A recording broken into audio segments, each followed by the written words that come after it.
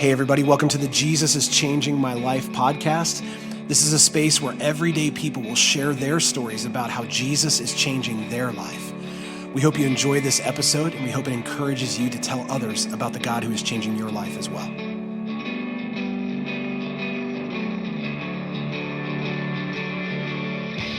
Hey everybody, welcome back to the Jesus is Changing My Life podcast. I am here today with Tonia Butler. Say hi, Tonia. Hi, everybody. Yeah, it's good to be here with you. Man, we're just excited to have another conversation about how God is moving in our lives. And as every week, the purpose of this is to remind you that Jesus is changing your life. If you're following him and you're moving closer to him, like he wants to change your life. And so how is he doing that? What does that look like? And who do you need to share that with? And so today I'm asking Tonia to share a little bit with us about how Jesus has been changing her life. So Tonia, first of all, just give us a little bit about you and maybe tell us a little bit about Chris. That'd be great. Yeah, I've been here at the church since I was about 17 years old. Shortly after I started here, my mom passed away. So literally this church became my family. And Chris and I have been married for 30 years. And he started coming with me to the church after we started dating. At the time, I was living with Nancy Rucker, who was then Nancy Phillips, and Valerie Argabright. They were roommates. And she fixed awesome Sunday lunches. And Chris was not a follower of Christ yet at the time, but those lunches brought him to church because amazing. If he didn't come to church, he didn't get a lunch from Nancy. So, but yeah, he's been coming here. And then when we were in a small group, or it was older youth, young adult group. Yeah. That's where he came to the Lord. Lee Tristler was a huge impact on him. While I was at Anderson University, that's when Chris decided to follow Jesus. Wow. So you guys were still together and you're at Anderson and he's here. Yes. Yeah. So I loved that because it wasn't me driving him to it. It was his own choice and that moment that he had with Lee. Yeah. That's leading awesome. him to that. So, So if you're listening and you're not familiar with any of the names that were just brought up, those are people who attend here at Connection Point Church here in Sydney, Ohio. But honestly, I think anywhere you go to church, there's people like Nancy and Val and people like Lee. Like there's just different versions of people who will step into our lives and journey with us if we allow them to. Yes. And so shout out to all of you people who say yes to bringing other people to Jesus. It's a huge deal. It changes everything. So why don't you tell us a little bit about when you said yes to Jesus? Yeah, I was about 13 years old. I was home by myself and I was watching religious broadcasting. Oh, wow.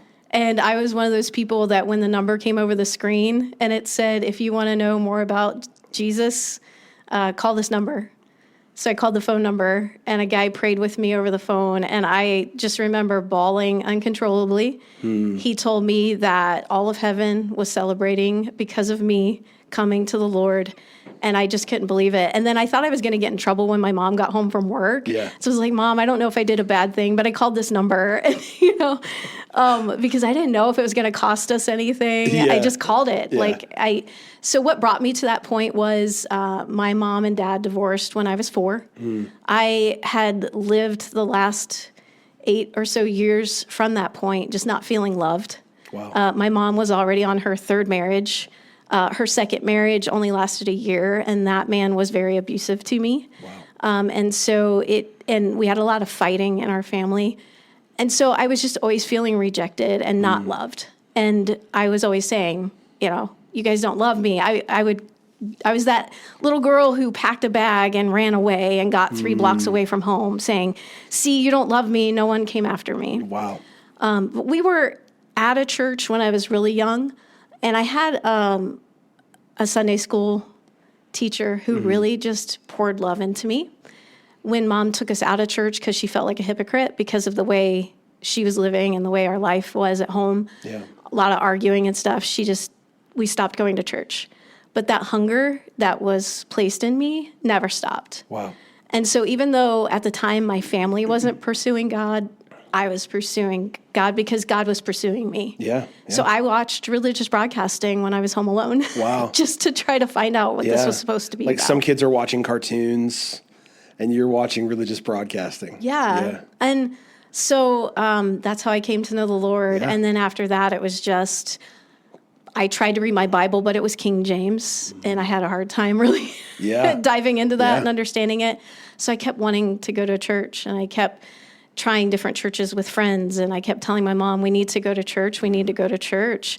And there was just this hunger that kept growing. All in the midst of that, struggling, what does this really mean? Yeah. I became a people pleaser because I didn't feel loved. So it became about, what do I need to do to get someone's attention? Yeah. What do I need to do to get their love? And so my life became all about performance, performing for my teachers. I didn't want to disappoint them in failing at my schoolwork or tests, trying to perform for my mom, like, hey, look at my grade card, look at the chores I did. Everything became about performance, but I never felt like it was making any difference. Yeah. But my hunger for God just kept growing. Yeah. Finally, a couple named Ray and Carol Everett moved in behind us, and Carol struck up a friendship with my mom.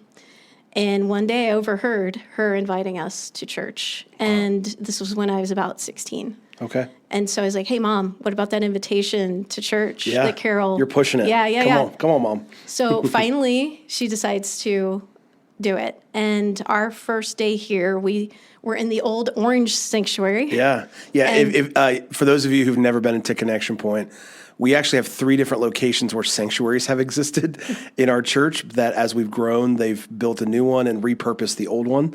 And so the Orange Sanctuary had orange pews in it and is now currently our gym. Yeah. So, Yeah. We sat in the back, the very back, and I don't remember what Pastor Ben was even speaking on, but I just sat there and cried. Yeah. I felt like I had come home. Yeah. Wow. And then just a few months later, I found out why, and that's when we found out shortly after that my mom had a tumor on her lung that had metastasized from previous breast cancer. Wow. And she was gone by May. This was probably sometime in the fall, and then by May she passed. And eventually my stepdad remarried, kicked me out of the house, and then Val and Nancy took me in. Wow. And so, like I said, this church literally became my family. Yeah, there's a couple things that I think pop out to me in that story. The first is our desire to run when we feel like we're hypocrites. Yeah. Right? Like this thing in us that like sometimes we go to church or sometimes we're around people who are following Jesus, and it puts a light on the areas of our life where we're just not. Yeah. And we refer to that a lot as conviction, that the Holy Spirit can convict us with like, hey, like I have more for you than you're willing to grab onto. But it's easy for us to make excuses and just walk away completely. Right. But even then, like the seeds that God plants in us, even if we walk away from like a traditional church setting, the seeds God plants in us continue to develop and grow if we allow them to. And so you're watering that seed at home, like on a television set, going, I know this is important and I don't know why, but I know it's important. And so that sticks out to me, number one. Number two is like, even in the midst of you watching on television, there's this part of you that knew you needed community. Yeah. Like I need people. It can't just be me here at my house by myself. Like, yes, in the end, it's just us and Jesus, but he gives us each other to journey with because we're not meant to do it alone. Right. And so it's really interesting to me to think about like, I don't know, like a 16-year-old having like a real understanding of that, but not even understanding why she knows that. Right. You know what I mean? Yeah. And so yeah. And then you found community, and in community, you like were able to grow in your relationship with Jesus. And so, I mean, just as your pastor, like, I know in almost any circumstance, I can rely on Tonia Butler.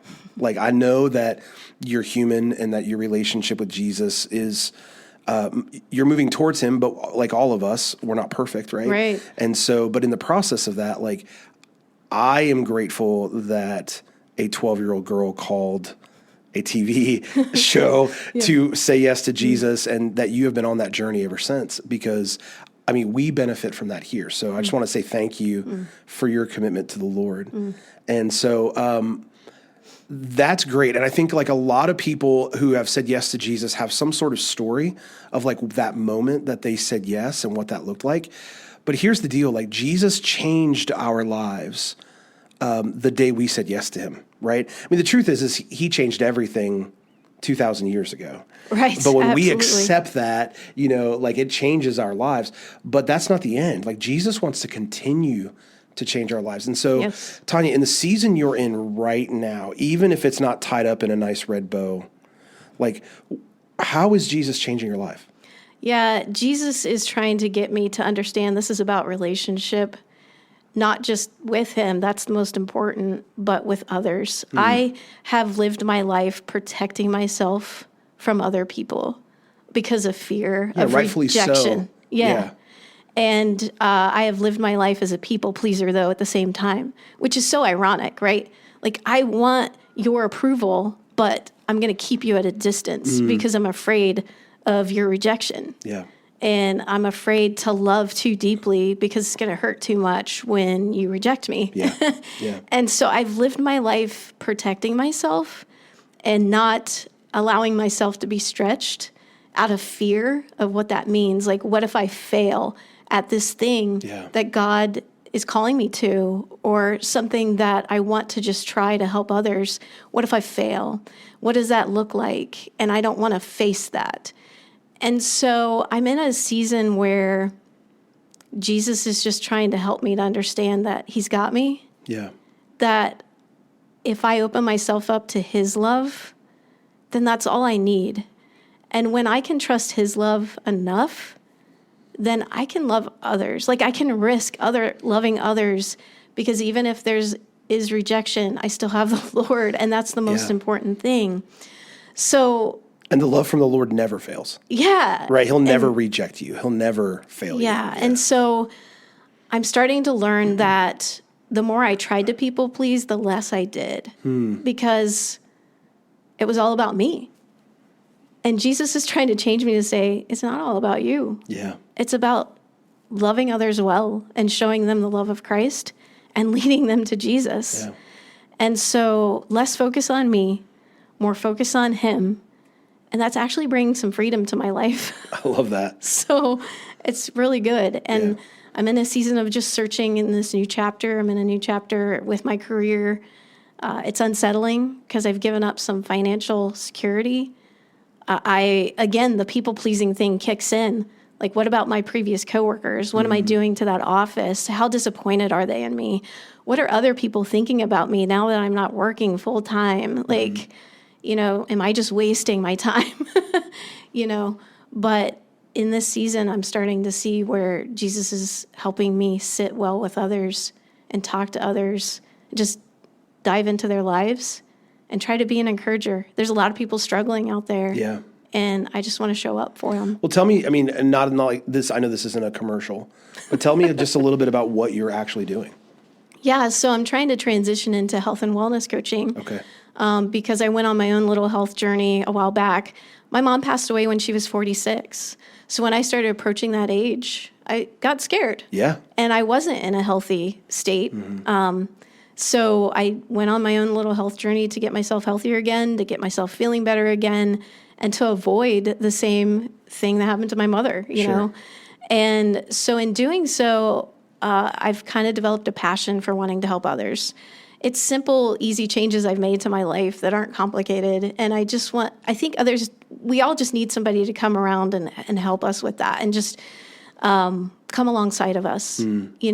It helps so much when you have someone else with you on that journey. Yeah. So as I see people struggle, I just want to come alongside of them and just help them with whatever health goals they have and where they're finding struggle with developing healthy habits for themselves.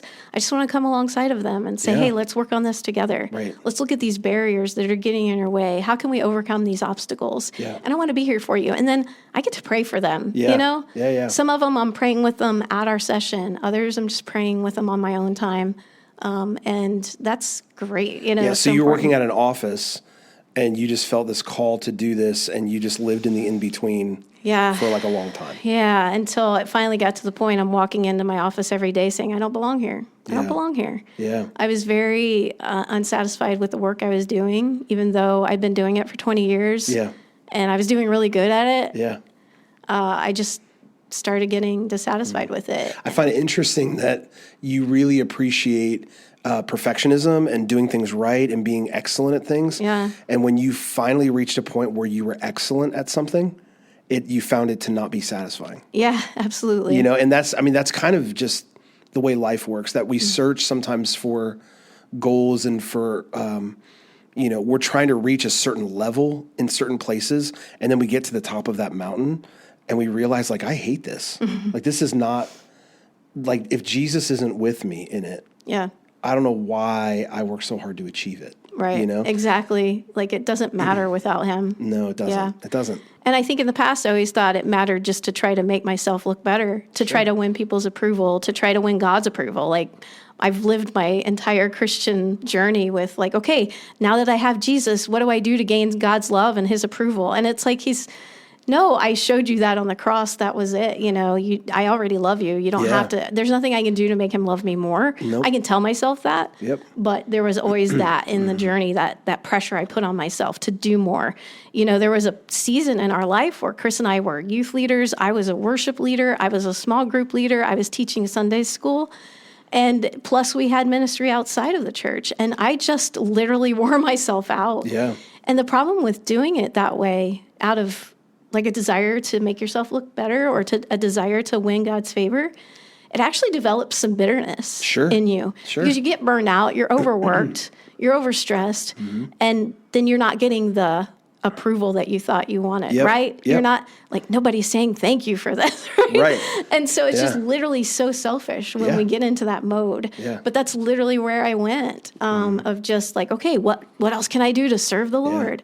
I think it's a great example of, and I've been guilty of this in my own life. Like, it's a great example of, I love Jesus so much, but in the end, what I actually want is not him, but it's more me. Yeah. You know what I mean? Like, it's not that it's fake. It's not that I don't actually love God, because I do. Yeah. But we can get ourselves in spots where I love God, but in loving God, I hope people love me. Exactly.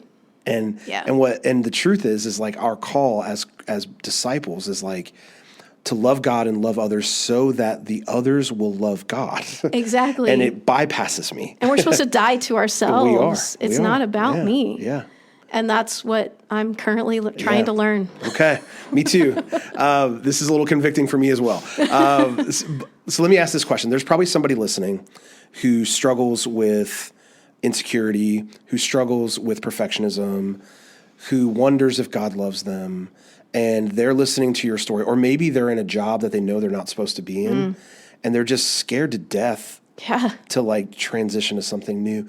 What would you say to them? Man, make your relationship with Christ number one priority. I have to set time early in the morning. Like, it's literally just like about the first thing I do.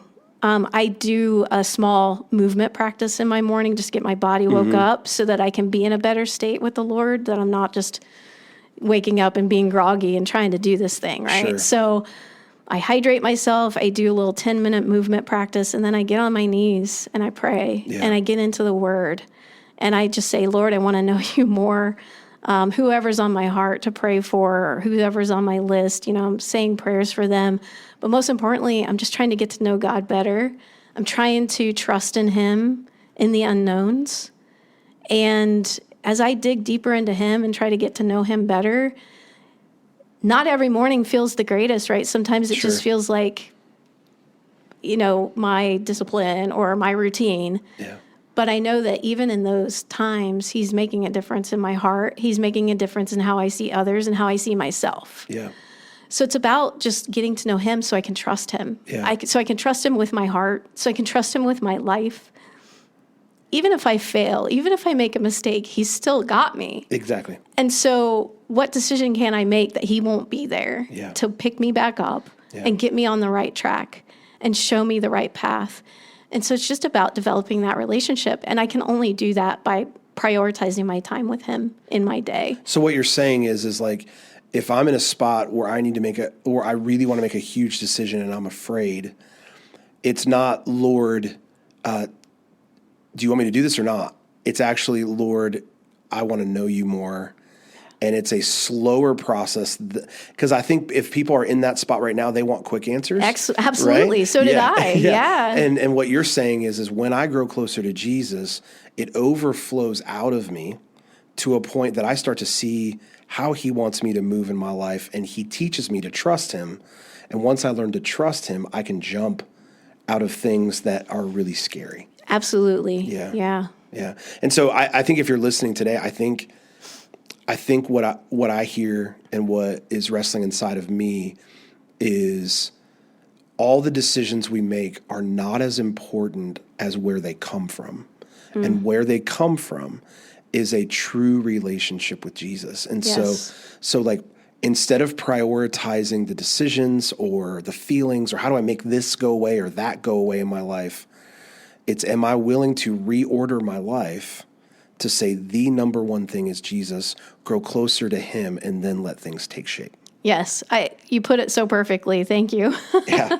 Yeah. I mean, because that's what and so I think there are spots in my life where like, I've even gotten to the point where there are decisions I have to make, and I just like, okay, I'm going to fast, I'm going to pray, and the Lord is going to tell me. And then I get to the end of that and I don't hear anything and I don't know what to do. And there are times where in the midst of that, I'm just like, where are you? Yeah. Right. But also in those same seasons, I don't know if I'm actually journeying with Jesus in a consistent way that brings life to my life. Yeah. And so I do think there are seasons to fast and pray. But when you're journeying with Jesus, I think we get answers easier in those seasons. But if we just want to if we just want God to be our decision maker and not be Lord of our life, I think we're in a bad spot. And so. Right. I think it's coming down to also that I always looked for that big bulletin out of the sky, bulletin board out of the sky, like this is what you're supposed to do. I think Jesus can use us in every moment of our life. Yeah, amen. And I think the most important thing is just learning that. Like, Lord, not what my career path needs to be necessarily, although I do believe he shows us that. But how do you use me in this moment? Yeah. In this person, with this person that I'm at right now, whether that be the cashier at the checkout or whatever, like how can I be Jesus to them in this moment? Absolutely. You know? Absolutely. And as we do that, then he just opens doors and just leads us. Yeah. And so it's just about that daily walk with him, that moment by moment walk with him, that constant being open to like, okay, how do you want to use me right here, right now? Yeah. And so in the end, if you're listening, I think our bottom line today would simply be take your time, grow closer to Jesus, learn to trust him, and he will order your steps. And so if the Lord can continue to move in Tonia's life all these years later and continue to refine her to be more like him, he wants to do that in all of us. And so let's be patient, loving, committed followers of Jesus and look for ways he wants to use us every day. Yes, absolutely. Yep. Well, hey, thanks for joining us, Tonia. I appreciate your time. If you're listening, the question we want you to be asking yourself is, how is Jesus changing my life? And if the answer is he's not, then I encourage you to double down on your relationship with him, find others who can be praying with you and for you, and continue that journey to let Jesus be Lord of your life. And so we'll see you next time on the Jesus is Changing My Life podcast. Have a great week.